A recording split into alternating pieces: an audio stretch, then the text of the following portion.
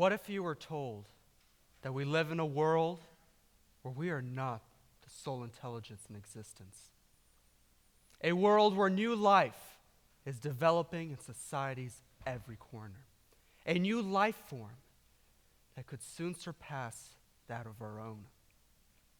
They live amongst us, hidden in the shadows, the corners, and the offices of society. They go unnoticed by the common man.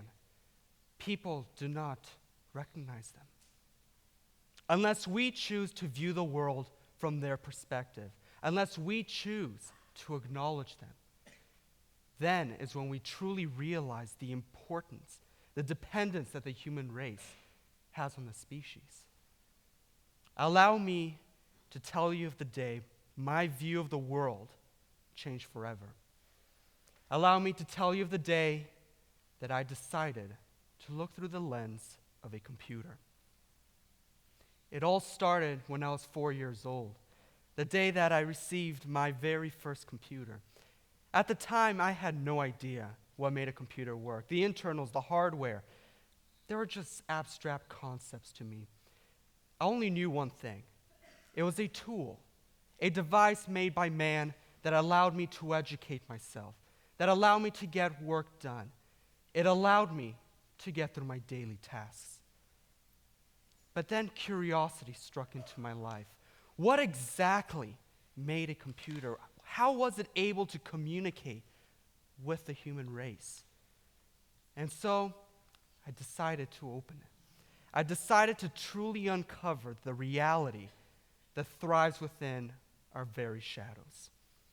And what I found was astonishing. The human race did not just stumble across a computer by accident.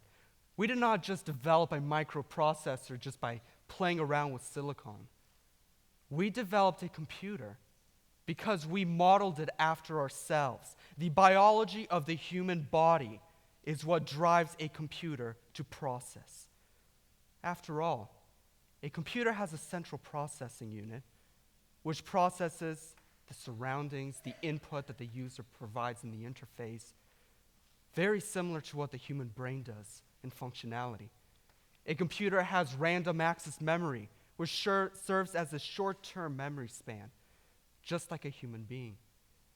And then when those memories are faded into a distant, but we can still recall them if necessary, they're put onto long-term storage or a hard drive. A computer even has visual receptors, just like our optic nerves, through peripheral attachments and their graphics cards. But this is the very basic components of a computer. The hardware, just one world of their new species. But it was not until a few years later where I actually found the true world that drives a computer. The world in which they have their own language. A language that communicates with us and that allows us to communicate with them. A computer uses a usual language called binary. It's a universal language, actually, if we consider it to be one. After all, we human beings use a nervous system, and a nervous system scans the surrounding peripherals of our three-dimensional environment. But let me talk to you about how a computer scans its peripherals. A computer processes using just simple electrons that are converted in microprocessors to data. But they only hold two pieces of information, just true and false. And if we compare that to the anatomy of the human body, the nervous system that allows us to see, feel, understand, we notice that, in fact, our brains use electrons. We process our surroundings using electrons.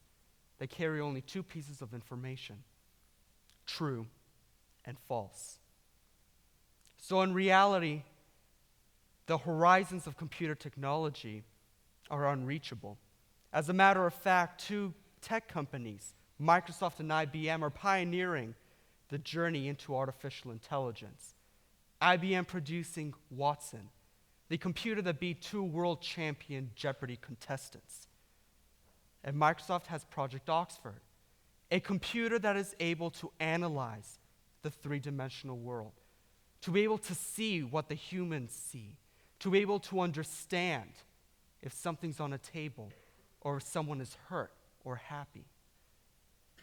But where does this lead us? We have computers virtually everywhere in our society.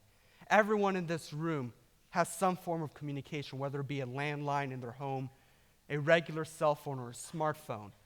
They all use microprocessors. The diplomat that has to contact other countries uses a computer in order to send messages across the world.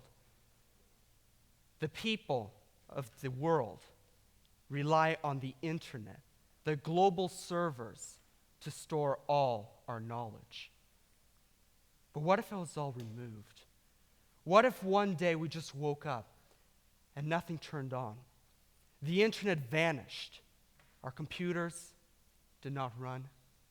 Our cell phones could not send a text. Where would the human race be now?